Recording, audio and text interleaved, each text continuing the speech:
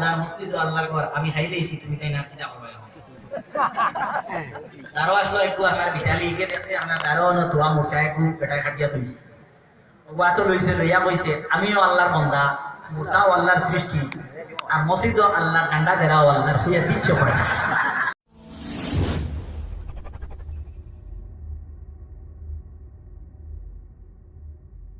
ব্যক্তির প্রতি মনের একটা ভাব থাকে সেই ব্যক্তিটারে স্বামী রূপে গ্রহণ করার জন্য, কিন্তু এই অভদ্র মহিলার সঙ্গে সেই ব্যক্তি কোন অবস্থাতে সেই প্রস্তাবটাতে আপনার রাজি থাকতে রাজি নয়। আমার বুজুর্গরা, আমার বন্ধুগণ, এই মহিলাটা একদিন এমন একটা পদ্ধতি অবলম্বন করে গভীর রাত্রি সেই পুরুষের ঘরের দরজার সম্মুখে আসিয়া কয়ে, ও বলো না আজকে আমার ঘরের মধ্যে এমন একটা অসুবিধা দেখা দিছে, এই অসুবিধাটা কিন্তু আপনি না গেলে কিন্তু তার সলভের কোনো ব্যবস্থা নাই। সেই ভদ্রলোক কিন্তু মুমিন, সেই ভদ্রলোক কিন্তু ভালো একজন মানুষ, ন্যায়পরায়ণ ব্যক্তি। সেই মহিলার ঘরের মধ্যে কেবল কিছুই পৌঁছার ঘরে দেখা যায় সেই মহিলাটায় বলে, ও বাইরে তোমারে আমি গভীর রজনীতে আমার ঘরের মধ্যে নিয়ে আইলাম, একমাত্র আমার মনের ভাব হইল যে তুমি কমপক্ষে আমার সাথে একবার অবৈধ কাজ করিয়া যাও, কেননা আমার জিন্দগির মধ্যে একটা ইচ্ছা আকাঙ্ক্ষা হইল তোমার সাথে আমি একটা বার্তা হব। এই পুরুষে বল, মহিলা মেহরবানি করিয়া তোমার কাছে আমি দুটো হাতে পারা চাই, আল্লাহ ওয়াস্তে তুমি আমারে মাফ দাও, এই আমারে খারাপ কাজের মধ্যে লিপ্ত করিও না। বিরে বন্ধু, আমার কথা কি যদি তুমি জবরদস্তি সরিয়ে দেওয়ার চেষ্টা করো তাহলে এমন ভাবে চিৎকার করবো যে চিৎকারের মাধ্যমে মানুষে তোমার খুব বেশি মারপিট করবো। তুমি তাহলে একটা কাজ করো, আমার যদি এই কাজটা যদি সাকসেস করিয়া না দিতে পারো তাহলে আরো দুইটা কাজ তোমার সম্মুখে আমি দিব, যে কোনো একটা কাজ করিয়া তুমি সরিয়া যাইতে লাগবে। ভদ্রলোকে বললে বাকি কাজগুলা কিটা? একটা কাজ হইল, আমি একজন অভদ্র মহিলা, মাফ করবা, আমি একজন দেহ ব্যবসায়ী মহিলা। এ ভাই, আমার উদ্দেশ্য হইল আমি একাই কি থাকবো, আমার সঙ্গে আমার প্রথম বিবাহের একটা ছেলে আছে। এই ছেলেটা কিন্তু আমার একটা খাল, আমার একটা অনেক সমস্যা, অনেক সময় সম্মুখীন হইতে লাগে, যার ধরুন আমি মা জননী এই ছেলেটারে মারা আমার দ্বারা কোনো সময় সম্ভব নয়। বাইরে আমার এই ছেলেটারে যদি তুমি মারিয়া দাও তাহলে কিন্তু তোমারে আমি নিরপরাধ ছাড়িয়া দিব। কোন মুমিনের দ্বারা সম্ভব আছে? কোনদিনও না। বিলে দ্বিতীয়ত তোমার কাজটা কি? বিলে দ্বিতীয়ত কাজ হইল আমি তোমার এক গ্লাস মদ দিব, এই মদটা তুমি পান করো। যদি মদ পান করো কিংবা তো আমার ছেলেটারে মারো, দুইটা কাজটা কি একটা কাজ যদি তুমি সারতে পারো তাহলে তোমারে আমি আমার ঘরটা কি আমি বাইরে হরিয়া দিব। কোনো চিল্লা নাই, চিৎকার নাই, কোনো মানুষও জানতো নাই। এই ব্যক্তি চিন্তা করি দেখুন যে এই দুইটা কাজের মধ্যে, তিনটা কাজের মধ্যে আপনার এখন চাই সবচেয়ে পাতলা কাজ কোনটা? সবচেয়ে পাতলা কাজ কোনটা? এক গ্লাস মদ পান করা। আল্লাহর বান্দায় কিন্তু চিন্তা করি দেখুন যে এই মহিলার কাজটা কি যদি আমি যাইতে হয় তাহলে এক গ্লাস মদ পান যদি আমি করি তাহলে চলিয়ে যাইতে পারবো। এই ব্যক্তি এক গ্লাস মদ পান করেন আর মদ পান করার সাথে সাথে দেখা যায় এই ব্যক্তির যে মন মানসিকতা যেটা মানুষের ছিল সেটা কিন্তু একটা জন্তুর মোতাবিক করিয়া গেছে। বড় ইন্না লিল্লাহি ওয়া ইন্না ইলাইহি রাজিউন।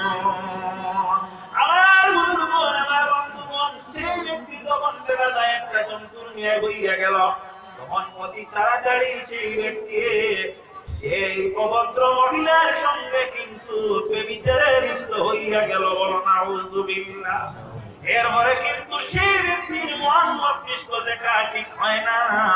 এই ব্যক্তি দেখা যায় আপনার একটা তারালো হাতিয়ার সম্মুখে রাখা আর একটা বাচ্চায় দেখতেছে, সেই বাচ্চাটায় যদি পরের দিন মানুষের কাছে পেট ভরে, এই চিন্তাধারা নিয়ে কিন্তু এই ব্যক্তি দেখা যায় সেই বাচ্চাটারেও আপনার করিয়া ফেলি। আমার বুজুর্গণ, আমার বন্ধুগণ, তাহলে বোঝা গেল 1 গ্লাস লাল পানির কারণে এই ব্যক্তি 3টা এমন বৃহত্তর গুনাহ করলো, কবিরা গুনাহ করলো, সেটা কিন্তু আমার বুজুর্গণ, আমার বন্ধুগণ, সেই ব্যক্তি কোনদিন সেই মদের পদ্ধতি না হইলে করা সম্ভব হইত না। এর জন্য মুমিন ভাই বন্ধুরা রাখিও, মেহরবানি করিয়া মদ যে পদার্থ, সেই পদার্থের কোনো অবস্থাতে কিন্তু তোমরা প্রশ্রয় দিও না। আল্লাহর নবীর সাহাবীদের মধ্যে থাকি একজন সাহাবী, যে সাহাবীর নাম হইল হযরত ওমর ফারুক রাদিয়াল্লাহু তাআলা আনহু। হযরত ওমর বলেন, ইয়া রাসূলুল্লাহ, এই যে মদ পদার্থ, এই পদার্থটারে আল্লাহ এত ঘৃণা করেন, এত খারাপ পায়। আমি ওমর এই কথাটার সাপোর্ট করলাম।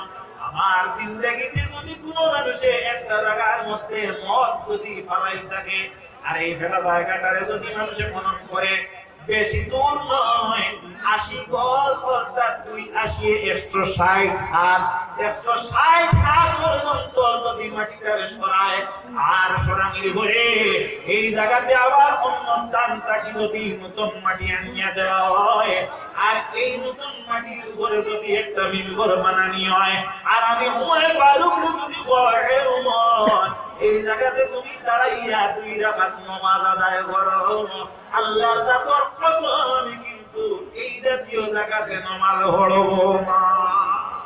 মদ কত বেশি খারাপ একটা পদার্থ। হযরত আলী রাদিয়াল্লাহু তাআলা আনহু ফরমায়, হে ওমর ফারুক, যদি কোনো মানুষের একটা জায়গাতে যদি মদের একটা মটকা থাকে, আর এই মটকাটা সরাইয়া যদি 80 গজ যদি মাটি সরাইয়া, আর এই জায়গাতে যদি আবার নতুন মাটি আনিয়া যদি একটা মিম্বর বানাইয়া, আমি আলিরে আলী, যেখানে তুমি একটা ভাড়া দাম দেও, আমি আলিয়ে কিন্তু আমার জিন্দেগি বিয়ে করবো, কিন্তু এই স্থানের মধ্যে আমি আযান দিতে রাজি নয়। মদ এত খারাপ একটা পদার্থ মুসলমানদের কাছে। আমার বুজুর্গণ, আমার বন্ধুগণ, শুধুমাত্র দেখা গেল মদ যেটা সেটা খারাপ নয়। আমার বন্ধুগণ, হারামের মধ্যে থেকে দেখা যায় অনেক আরো আপনার হারাম হল মানুষে আপনার বক্ষণ করে।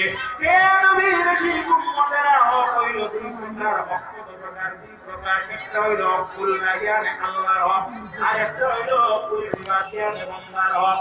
যদি তুমি জিন্দেগির মধ্যে বক্তের নামাজ আদায় করো না, মাইকে বলতেছি, জিন্দেগির মধ্যে যদি বক্তের নামাজ যদি আদায় করো না, আর একদিন যদি আল্লাহর দরবারে একাগ্র চিত্তে ক্রন্দন করো, আর বলো, আল্লাহ, আমি 2 বছর তো আমার জিন্দেগিরে বিয়ে করছি, আমি একটা দিন আপনার কোনো চিন্তা করলাম না, মাবুদ, আমি আপনার বান্দা, আপনি মওলা হিসাবে আমার মাফ করিয়া দাও। বাইরে জানা রাখি, আল্লাহ সুবহানাহু ওয়া তাআলা তোমার মাফ করিয়া দিয়া দিবা।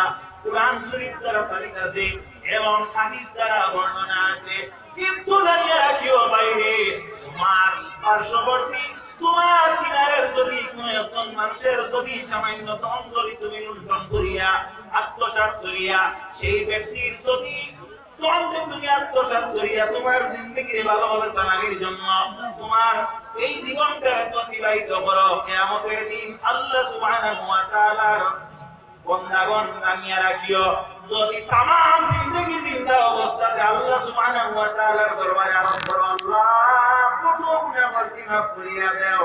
আর তৎসঙ্গে আমার একটা গুনাহ হইল, আমার এলাকা বাড়ির সবনা আমি যে 7 জমিন আপনি আমার জমিনের সঙ্গে মিলাইলাম, এই গুনাহটারও আল্লাহ আপনি মাফ করিয়া দাও। বাইরে কিয়ামত পর্যন্ত যদি সিজদাতে থাকো আর কান্দো, কিন্তু আল্লাহর কাছে কোনো মাফ করিয়া দিতা না। আমার বুজুর্গণ, আমার বন্ধুগণ, আল্লাহ বড় করে কোনদিন মাফ করিয়া দিন না। রাসূল করিম সাল্লাল্লাহু আলাইহি ওয়াসাল্লামের দরবারে সাহাবায়ে কেরাম উপস্থিত হয়। আল্লাহর নবী সাল্লাল্লাহু আলাইহি ওয়াসাল্লামে একদিন সাহাবায়ে কেরাম বলে প্রশ্ন করেন, ও আমার সাহাবী সকল, এই দুনিয়ার জমিনের মধ্যে ফকির কোন মানুষটা তুমি দেন হোসায়? সাহাবায়ে কেরাম বলে, রাসূল করিম সাল্লাল্লাহু আলাইহি ওয়াসাল্লামের দরবারে আরজ করেন, ইয়া রাসূলুল্লাহ, আরবের কথা অনুযায়ী যাদের খাদ্যর বাগান এই থেকে অতমান পর্যন্ত নাই, এই ব্যক্তি ভক্তি হইব।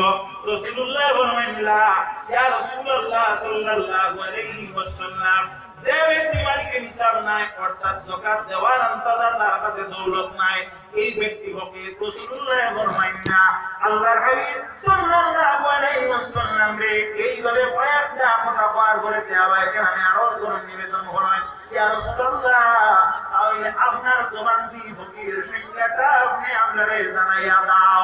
আল্লাহর হাবিব সাল্লাল্লাহু আলাইহি ওয়াসাল্লাম ফরমায়, হে আমার সাহাবী বল, আমার উম্মত বল, জানিয়া রাখিও রে, আমার আল্লাহর রাসূল তোর দরবারে ফকির ও ব্যক্তি হইয়া থাকলো, মুফলিস ও ব্যক্তি হইয়া থাকলো কি, যে কিয়ামতের দিন আল্লাহর দরবারে উপস্থিত হইব, যে ব্যক্তির নেকির কোনো সীমা থাকতো না, অসীম নেকি নিয়ে হাজির হইব।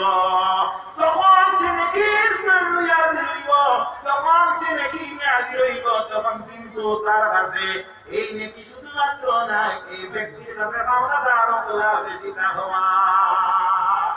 যখন পাওনাদার হাজির হইবা, হাজির হওয়ার পরে আল্লাহ সুবহানাহু ওয়া তাআলা কিন্তু সেই দিন এমন একদিন হইব যেদিন কিয়ামত, আল্লাহ সুবহানাহু ওয়া তাআলা বিচার করবা, ইয়াউমুল জাযা, মানে বদলা দেওয়ার একটা দিন। আল্লাহর ফরমান বদলা দেওয়ার দিন কোন দিন? ইয়াউমুল জাযা, কিয়ামতের দিন। কোন দিন? কিয়ামতের দিন।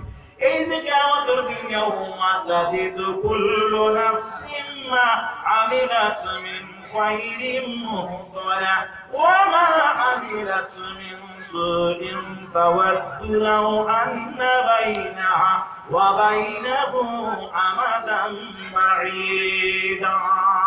এমন একটা ডায়েরি তোমার সম্মুখে আমার সম্মুখে উপস্থাপন করা হইব, যে ডায়েরিটা দেখবায় খোলা মাত্র দেখবায় আল্লাহ আল্লাহ ইয়া আরহামার রাহিম, অন্ধকার গোপনে যা করলাম কোনো মানুষে জানে না, কোনো মানুষে জানে না, তার বিজ্ঞানের মধ্যে লিপিবদ্ধ। আল্লাহ দিন দুপুরে যা করছি ভুলবশত বুঝিয়া আনা বুঝিয়া তাও দেখি কেনার মধ্যে লিপিবদ্ধ।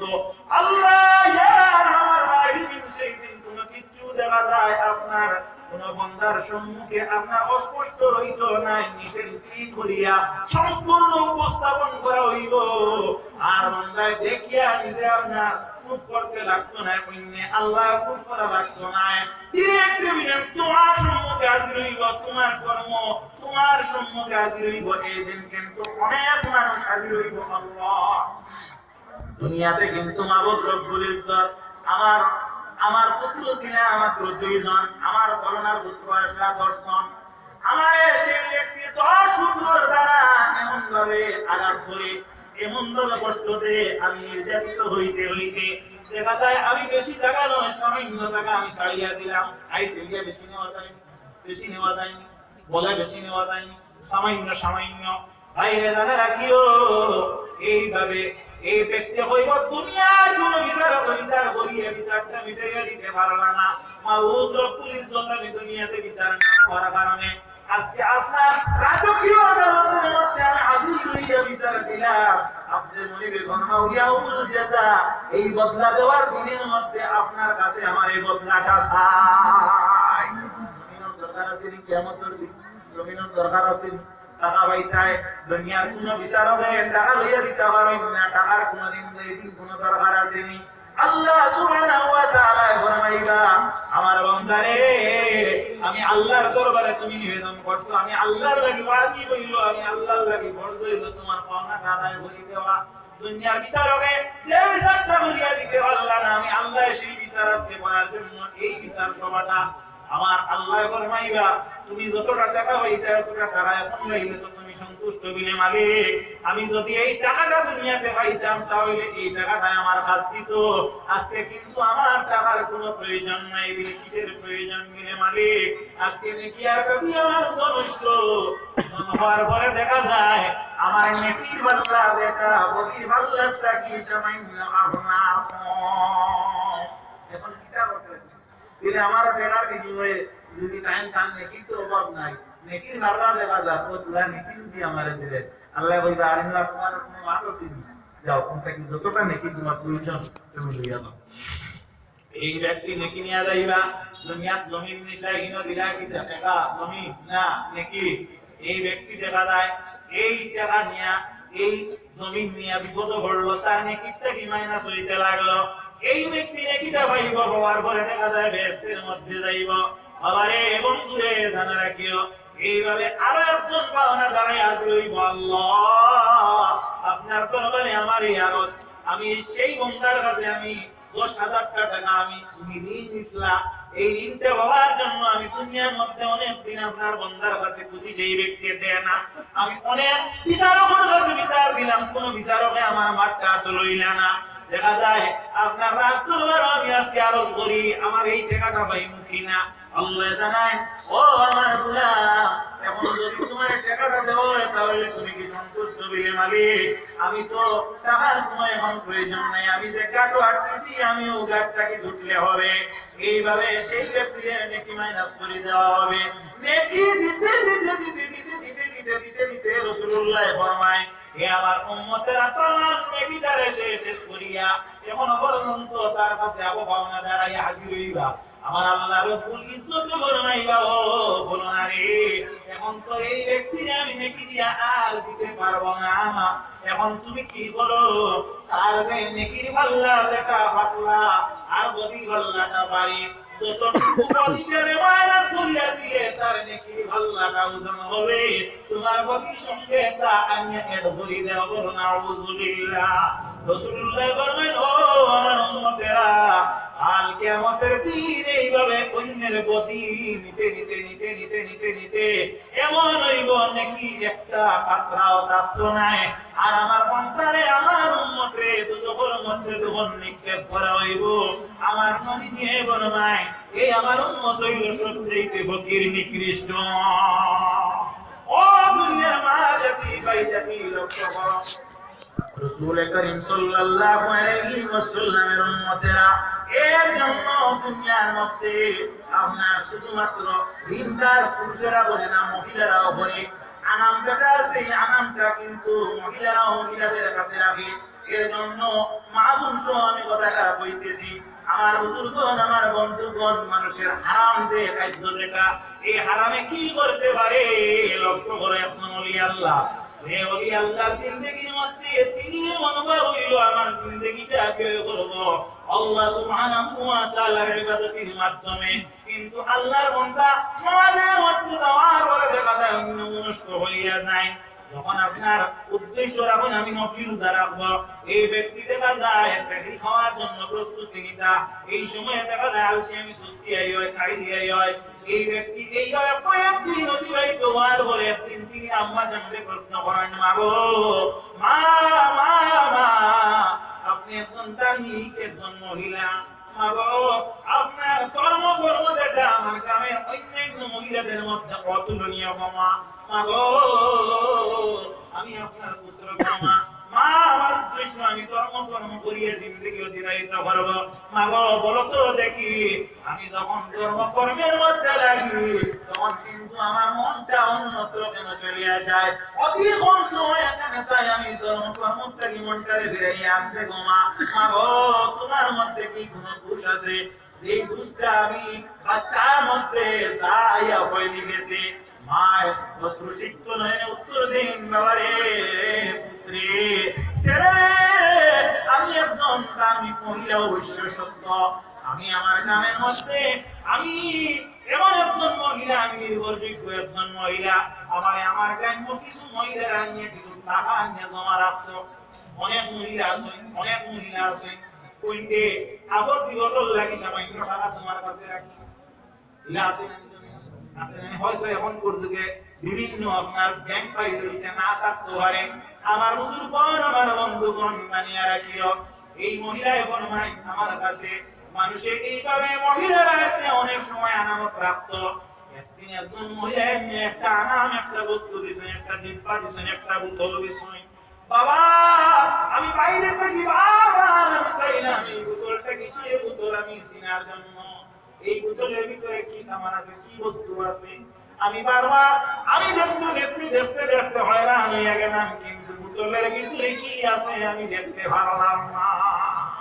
ও মা, ও ভাই, লক্ষ্য করুন, আমি এরপরে আমার মন আকৃষ্ট হইল, এই বোতলটার চাপটা আমি খুলে রাখব, কিন্তু আলামত রাখা বিষয়টা কি না আলামত ও মাজাতি ও বাইজাতি লক্ষ্য করো এমন এমন এমন জায়গা আছে জমিনের মধ্যে মেহেরবানি করি এই এলাকার মানুষ তারা আছে খারাপ পাইবে না অনেক জায়গাতে অনেক মসজিদের সেক্রেটারি আছে মসজিদের টাকা দিয়ে পর্যন্ত জমি ইজার রাখিয়া বাপ খাইতেছ অনেক জায়গাতে অনেক মসজিদের প্রেসিডেন্টরা আছে তারা আপনারা দেখা যায় এর সাথে মিলিয়ে কি করে মসজিদের টাকা দিয়া নিজের ব্যবসারে আপনারা ঠিক রাখে ও বাইরে টাকা রাখিও আলামত আলামত দেখাই আলামতটা হইল কি আলামত যদি কোনো মানুষে তোমার একটা দুঙ্গাই আনে একটা কিরি পিকেট দি যদি টাকা শুকাইয়া যদি তোমার কাছে আলামত রাখে তাহলে শরীয়তের নিয়ম হইল নীতি হইল এই দুঙ্গাটা খুলিয়ে ভিতরে কত টাকার মুখ আছে তাও চাইতা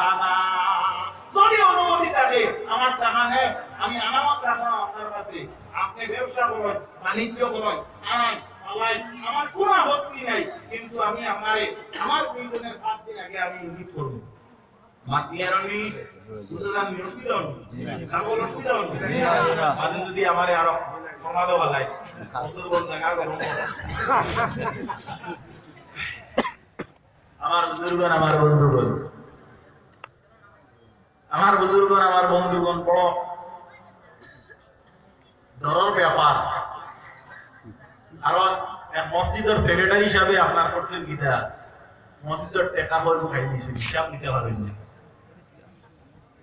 হিসাব যখন দিতে পারেন না তখন তো গ্রামের মানুষের চাপ পালাইলা বলে আপনি হিসাবটা ক্লিয়ার হবেন না কেন অত দিন হইল আপনি এত তারিখ দিই না কেন হিসাবটা দিন না সেই বেটা চিন্তা করলো যে উত্তরটা একটা বানাইতে লাগবো হে উত্তর বানাইছি আমিও আল্লাহর বন্দার মসজিদ আল্লাহর ঘর আমি হাইলেইছি তুমি তাই না কিতা করবো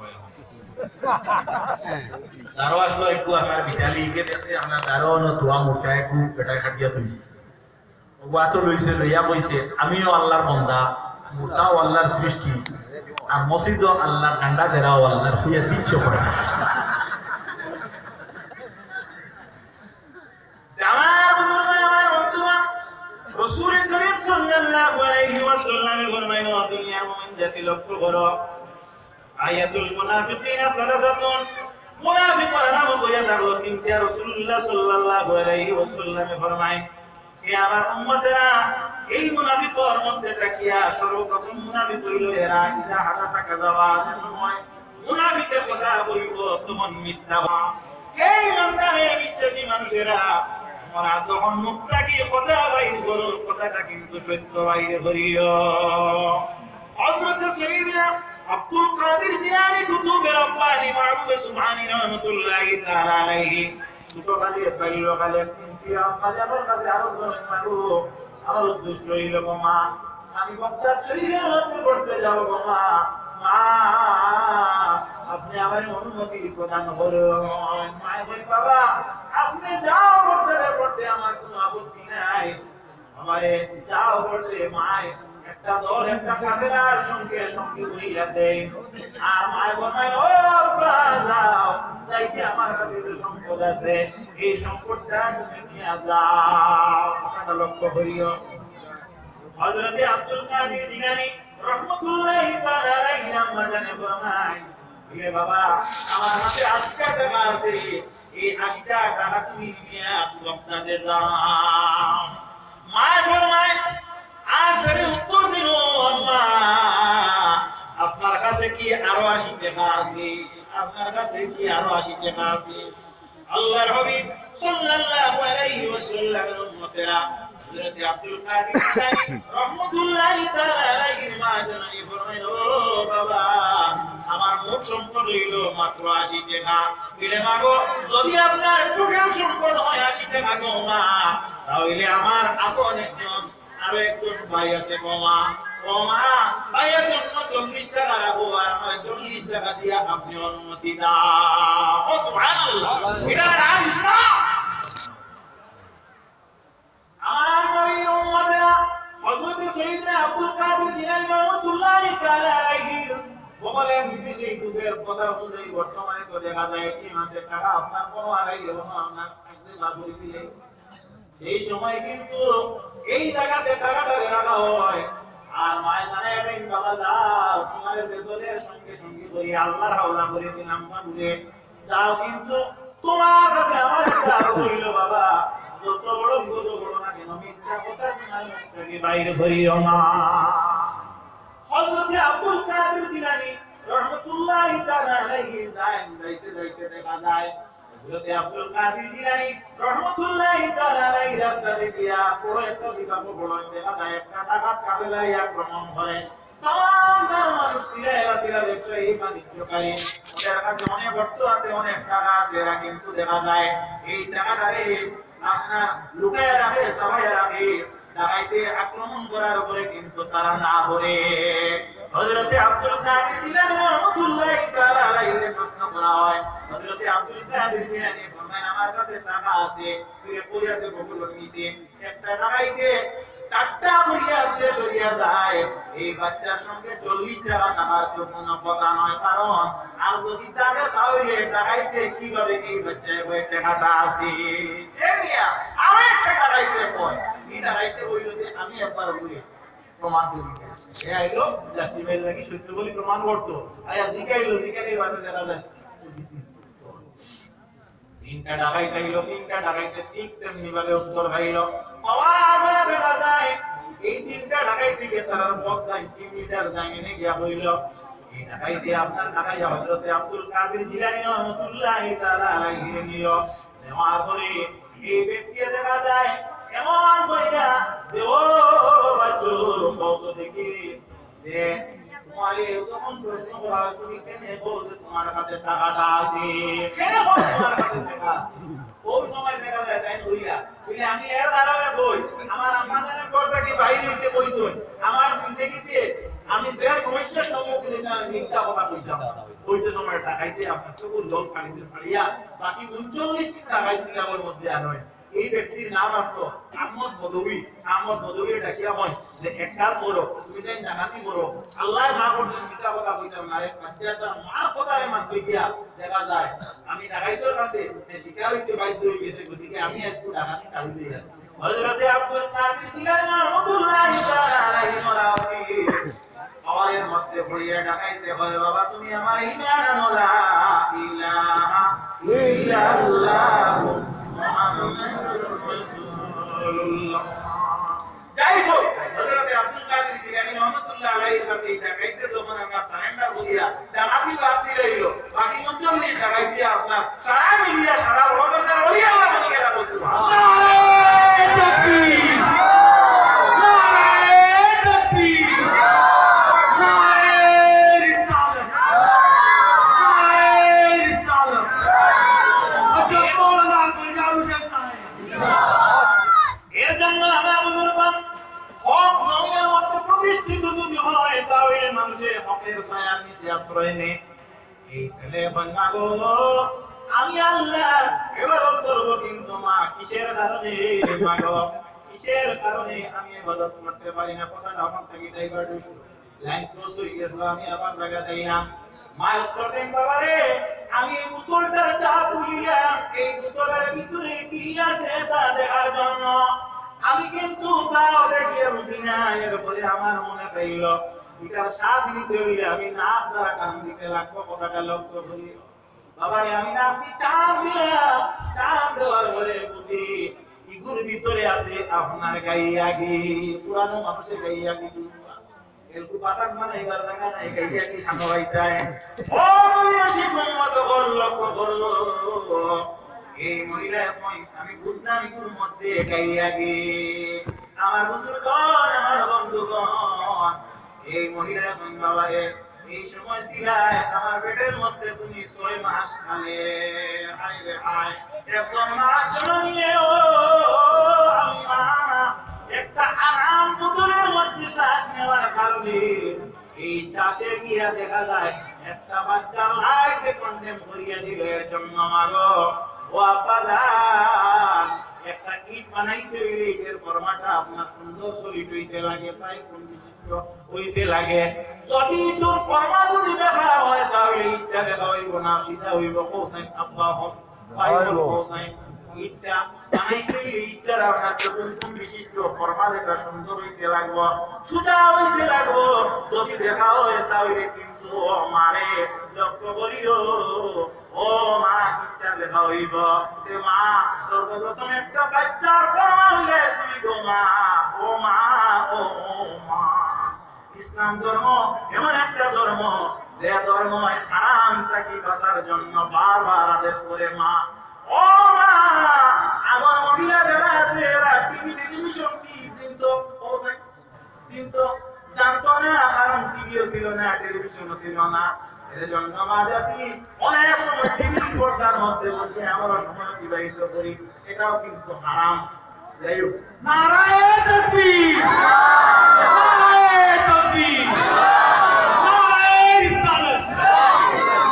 আলহাজ হযরত মাওলানা কারি নজরুল ইসলাম সাহেব, আলহাজ হযরত মাওলানা কারি নজরুল ইসলাম সাহেব, হযরত মাওলানা কারি নজরুল ইসলাম সাহেব।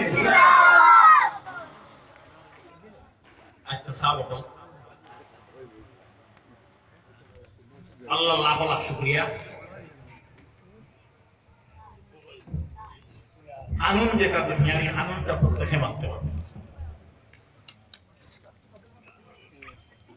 আল-আকিলু তাকফিল ইশারা, আপন মন্দর ইশারায় কাফি।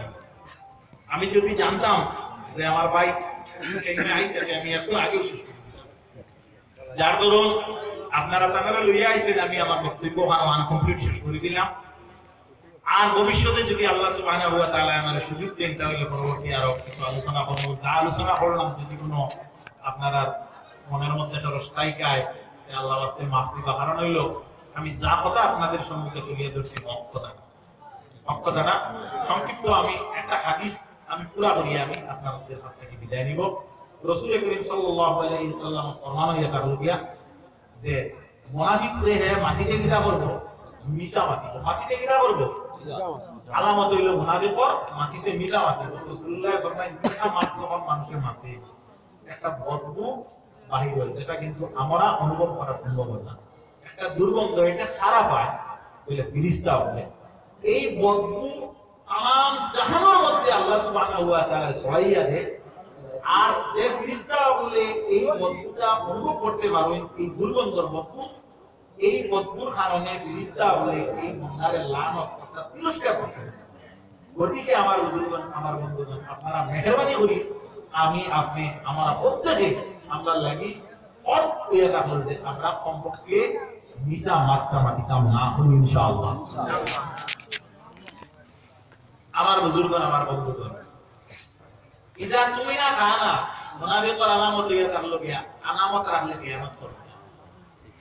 আলামতর মাসলা হইয়া থাকলো গিয়া আপনারে জেলা দেওয়া হয়েছে ওলা রাখতা শর্ট যদি থাকে, আপনি ওই নিয়ে ব্যবসা করুক, আপনি জমিন রাখুক, লড়ি লক্ষ্য কোনো আপত্তি নেই। আপনি প্রয়োজন বুঝে টানে দিটা আপনি দিবেন আর যদি বলবি আমি টেরাও তৈরাম টেরা তৈরাম বলা ভাইতে আমি খুলিও না, করলে হারাম হারাম হারাম হারাম হারাম মাত বুঝাইছে হিসাব মাত মাগিয়ে দিয়া মানে কাল গরম হয়ে যাবে। ফোন নাম্বার তো পাইবে না, বুঝাইবার লাগে মাত আগলাইয়া দিয়ে বাদর মাত হইয়া থাকলো গিয়া আপনার ইজা ওয়াদা আগলাবা, যদি ওয়াদা করেছে খিলাফ করেছে, ওয়াদা করে খিলাফ করবো, এটাও হারাম। আপনি একজন ব্যক্তিরে ওয়াদা দিছো